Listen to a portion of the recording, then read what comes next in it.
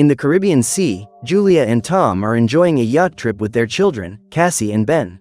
While father and son practice fishing, Cassie listens to music on her headphones and Julia decides to go for a swim near the ship. Suddenly, a strong current begins to pull her and, within a few minutes, she realizes that the yacht is too far away. Desperate, Julia screams for help from her family, but Cassie can't hear her and Ben is distracted trying to catch a fish. Luckily, Tom hears his wife's screams and speeds up the ship to reach her. He then jumps into the sea, brings Julia back and, after this scare, she says she doesn't know why the current pulled her in, as the sea seemed to be calm. Even so, Tom is relieved that his wife is okay and warns everyone not to try to swim away from the ship.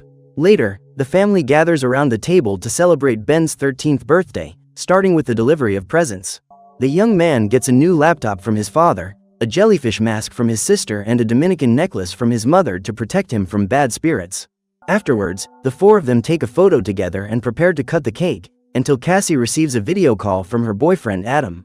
The young man is anxious to see his girlfriend, but his call is interrupted when the camera shows a strong storm around the city. Cassie finds this strange, as she's never seen a storm like it and warns her parents about it.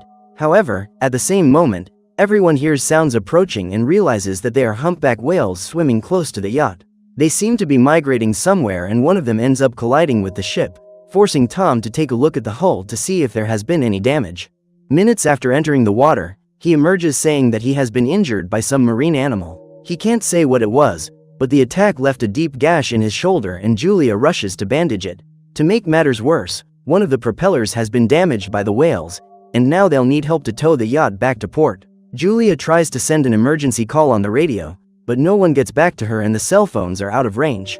They can only hope that help comes soon, because according to Tom's estimate, the family only has resources for 4 days. Everything only gets more complicated when they see a flash coming from the sky, as if they were meteorites.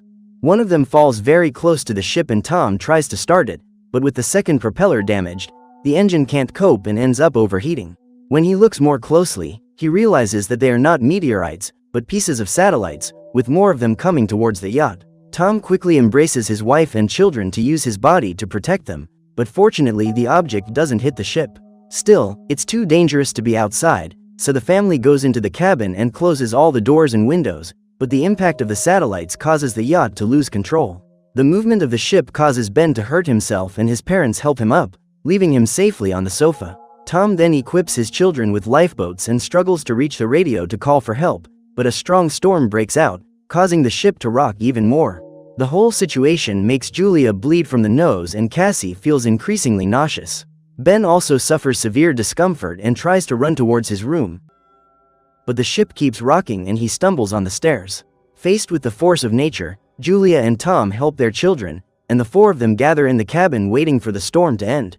After hours of tension, the family wakes up the next morning safe, but the ship has been seriously damaged. The four of them leave the cabin and go to check what has happened, but to everyone's amazement, they find the ship in the middle of a huge barren wasteland. Not only that, but it seems that the entire ocean has been washed away to another part of the planet, leaving only a gigantic desert.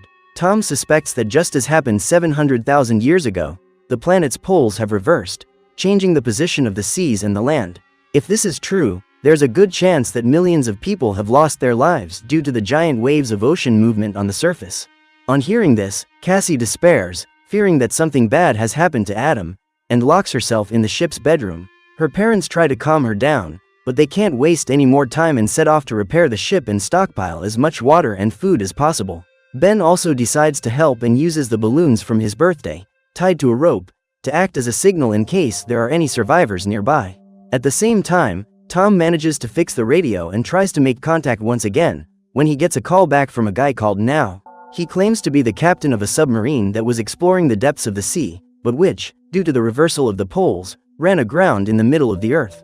The captain also says that this event could be a natural phenomenon, in response to the acts of pollution and environmental destruction caused by humans. What's more, his submarine's computer indicates that this event will be repeated in just under a week. As a result, the ocean will return to its natural state, destroying everything in its path. Now advises the family to find the highest place possible, otherwise they will have no chance of surviving the colossal impact of the water. Before ending the call, Tom asks if the submarine would be able to withstand the impact and Now believes it is possible, but there is only room for 3 people. Fearing for their children's lives, The couple beg him to let Cassie and Ben stay on the submarine to ensure their survival. He does accept and gives them the coordinates of his location, which is 3 days' journey from where they are. Now that they've found a solution, Tom tells his family to rest for the night, because the next morning, they'll start the journey to the submarine. At dawn, the group gathers as much food and water as they can carry, until Tom sees a mysterious man approaching the ship. He promptly goes up to the guy, who is carrying a harpoon and accompanied by a dog. As a token of goodwill, Tom offers him a bottle of water, but as soon as he finishes drinking, the guy knocks Tom down with one blow and then hits him with the harpoon. Seeing this, Julia runs desperately to help her husband, but the criminal finishes Tom off with a blow to his throat. Helpless to do anything, the woman runs to warn her children, but the man with the harpoon throws his weapon, hitting Julia in the shoulder. Even though she's wounded, she runs to the ship and locks herself inside with her children, while the criminal approaches and tries to force his way in. Inside, Julia hands Cassie and Ben a flare gun and tells them to hide in the compartment under the sofa.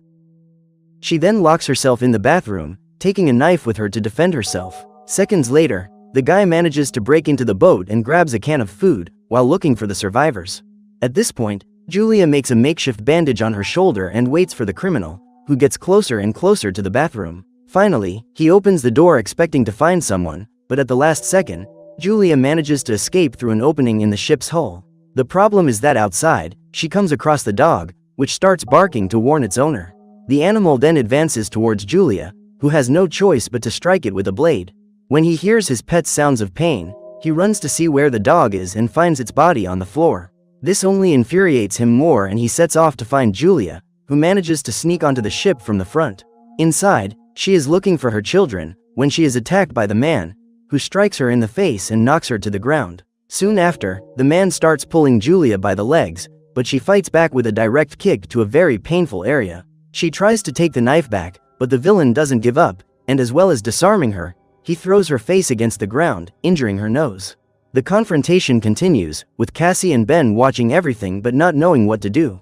Finally, the guy takes another swing at Julia's face, presses her against the sofa and starts twisting her neck.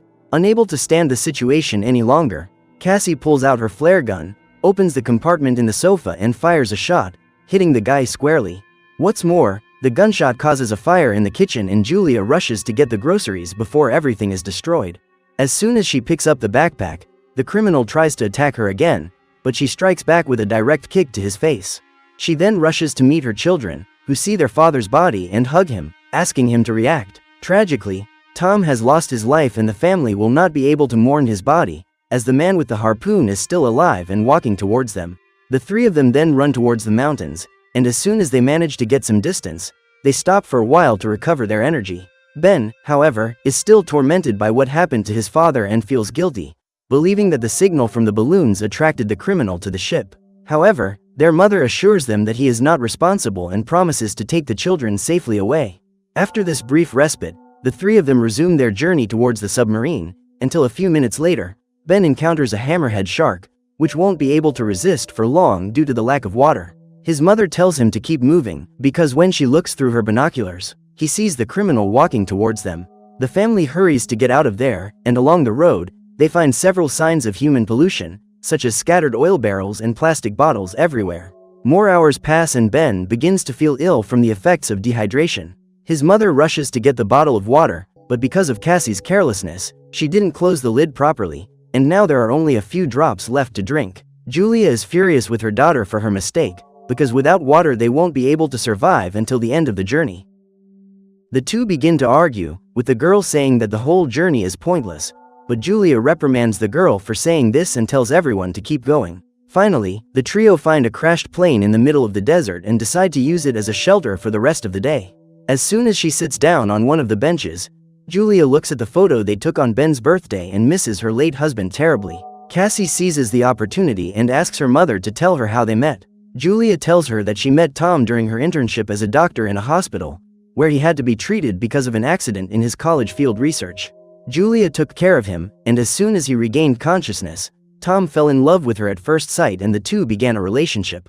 Due to his course, Tom had to return to Germany, but within a few months, he returned with a job opportunity in Miami. The only condition for taking the job was that Julia accepted, so he asked her to marry him. Without thinking twice, she accepted and the couple built a happy life together. but everything is falling apart after Tom is eliminated by the same man who is now persecuting his family. After hearing the whole story, the three of them cry with longing for Tom and try to rest for the rest of the day. More hours pass and Julia and Ben are asleep, while Cassie wakes up and goes to do her business outside the plane. Without her realizing it, the man sneaks up on her and approaches her slowly, ready to attack her. What he didn't realize was that Julia had also woken up, and without wasting any time, she attacks the guy in the back with the knife, followed by a sharp blow to the heart. Not satisfied with seeing the man who took her husband's life wounded, Julia begins to strike him repeatedly, unleashing all her fury. Cassie watches her mother's rage in shock, then hugs her so that she can drop the weapon and come to her senses. Finally, the stalker was eliminated and the family could rest easy for the rest of the night. However, the next day, they go to check on the man's body and realize that it has been destroyed by some animal. Julia fears that there is something or someone even more dangerous than the criminal nearby and tells her children to continue their journey. In the intense heat, Ben starts to walk alone and runs into a puddle full of contaminated water. Without hesitation, the young man starts drinking it, forcing his mother and sister to pull him back before he gets sick. After this incident, the two take him to a field full of chairs and set up a makeshift camp with them. Julia then uses a medicine on her son to prevent him from getting sick from the water. Unable to continue their walk, the three of them return to rest, until Julia hears strange noises coming from far away. The sound gets closer and closer and seems to be paws moving at high speed. With no time to lose, Julia wakes up her children and the three of them run for safety. After climbing a hill, they find a camp with survivors set up on a stranded cargo ship. Julia asks for help, but the guys, armed with pistols and shotguns, refuse and hide inside the cargo containers. Desperate, she shouts at them to open the door and warns them that the creatures, which resemble huge crabs, are coming. But the survivors continue to refuse, and Julia orders her children to climb the containers before they are caught by the sea creatures. Then it's Julia's turn to climb, but one of the creatures attacks her, leaving her foot injured. Luckily, she manages to climb up just in time and the three of them try to stay safe on top of the container. The same can't be said for the survivors, as the creatures manage to break through the gaps in the bodywork and wipe them all out. At the same time, Julia ends up fainting due to the wound on her foot and wakes up the next day, but her children are not around. She sets off after them, and soon finds Cassie, who has gone to look for help, but has found no one alive. The family then explores the site in search of supplies and finds the survivors' weapons. Using the gunpowder from the ammunition, Julia sets fire to the wound on her leg to prevent it from becoming infected. After that, she turns on the radio and talks to Now about what happened to Tom and the sea creatures she found. Now explains that these animals are arthropods, beings that come from the depths of the sea and are trying to adapt to their new environment. Due to the high amount of oxygen, the creatures become more aggressive and will destroy anyone who crosses their path. He then asks the group to hurry, because in addition to the arthropods, the submarine's readers indicate that the sea will return sooner than expected. In just a few hours, the whole region will be covered in water, and if they don't get there in time, they'll be caught by the force of the sea. To help them find their destination, Now fires a signal shot, and thanks to this, Julia knows where to go. The way there is a huge ravine with narrow stone paths. Still, the family continues on, but in the middle of their journey, a rockfall begins. One of them is about to fall on Cassie and Ben, but Julia pushes them away, saving their lives. However, the rocks have created a barrier between the mother and the kids and there is no way of climbing. Despite this, Julia tells her children to keep going in order to save themselves, and even though they refuse to leave her, Julia insists that she will find a way to find them. The kids then rush to reach the submarine, and when they get there, they find Now, who is badly injured. It seems that he too has been attacked by the arthropods, and because of the loss of blood, he doesn't have long to live. Even so, he intends to keep the siblings safe inside the submarine and offers his place to their mother. When Cassie hears this, she rushes to bring Julia back, so Ben gives her the necklace his mother gave him as a present, so that she will be protected. Cassie then runs back into the ravine, just as Julia hears the sound of the arthropods arriving. With the shotgun she picked up at the campsite, she fires at the creatures, but she are outnumbered and her ammunition is almost gone. With no hope of escaping this situation, Julia just waits for it to end, but Cassie appears from the top of the rocks. She holds out her arm to her mother and tells her that there is one seat left on the submarine. Julia then musters up all her strength and climbs the rocks, with the help of her daughter. After that, the two run towards the submarine, with hundreds of arthropods on their trail, and find Now, already lifeless. Meanwhile, the whole place begins to be surrounded by sea creatures and Julia, along with Cassie and Ben, enter the submarine. Inside, They see a huge wave approaching through the window and rush to take their seats and put on their seatbelts. Finally, the sea covers the entire desert region, pushing the submarine with all its might. Not knowing if they will survive, Julia remembers the traumatic event that took Tom's life, as well as the criminal who chased them halfway. These thoughts are mixed with the dread caused by the power of the sea, which continues to rock the submarine from side to side. The family, however, doesn't intend to give up now, and holding each other's hands, they resist the force of nature and hope that they can survive another day. After hours of uncertainty, the family wakes up to the feeling that the submarine has run aground. Julia opens the top hatch and the three of them find themselves in front of a city, completely destroyed by the huge waves. With her children safe and sound, Julia hugs them, relieved after seeing a family trip turn into a survival nightmare. In a final audio recording, Julia says that despite everything, she, Ben and Cassie have become stronger after this experience. Not only that, but she believes that the whole thing was a punishment from the planet against humans, who continue to destroy and exploit natural resources. It seems that nature has managed to clean up the mess and punished humanity for its mistakes. Despite this, the survivors will have the chance to restart their lives and follow a different path. Maybe now, after a tragedy of global proportions, humans can finally live in perfect harmony with the environment. So what did you think of this movie? Leave it in the comments below. And if you liked the video, like and subscribe for more movie recaps. See you next time.